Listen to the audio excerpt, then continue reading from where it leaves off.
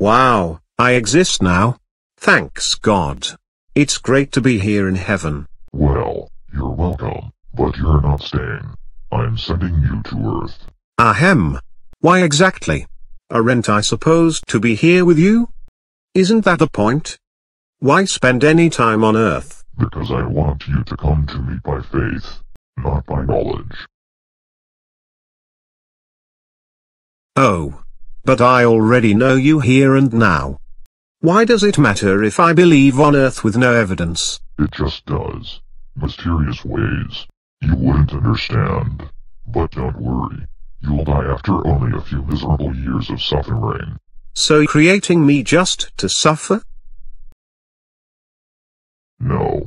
True, I created the AIDS you'll have. That reminds me. You'll have AIDS. And you'll be starving to death shortly after you turn 13. Then you'll get to come back here again. What? Why?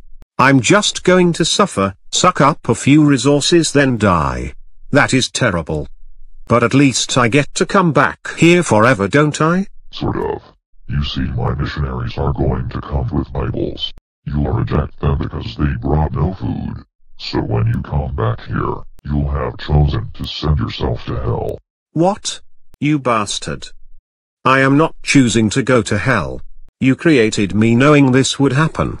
You created AIDS. You had me born into hunger. You had people bring books instead of food. Your will is supposedly in everything. You are setting all of the conditions where this can happen.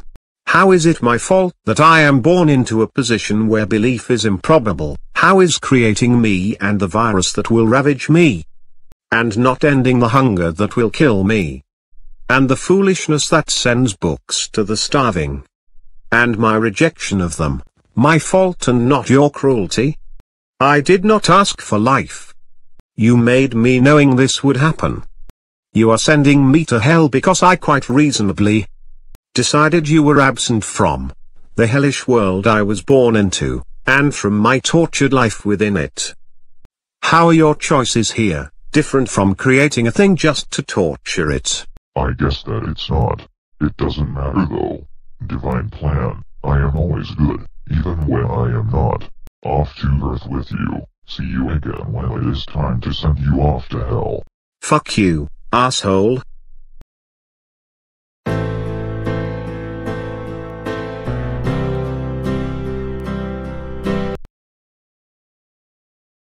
Well, I am back. You incredible dickbag, let's get this over with. Go ahead and explain to me why it is all my fault. How I should have had faith despite no evidence. Incredible suffering and misery. And no help from you. When you say it that way, it makes me sound like, well, a sadistic thug. I agree completely. But you had free will. You could have chosen to believe. How am I supposed to love what ignores my suffering? How am I supposed to have faith in what does not help? That is absurd. Why not just let me stay here? Why torture me more? You chose this when you got angry that my missionaries wanted to take care of your soul instead of your body. This is your fault. I am just, so this is justice. I am all-loving. So sending you to hell is an act of love. I am giving you what you wanted.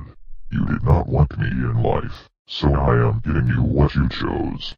That makes no damn sense. I am right here in front of you now saying I don't want to burn forever.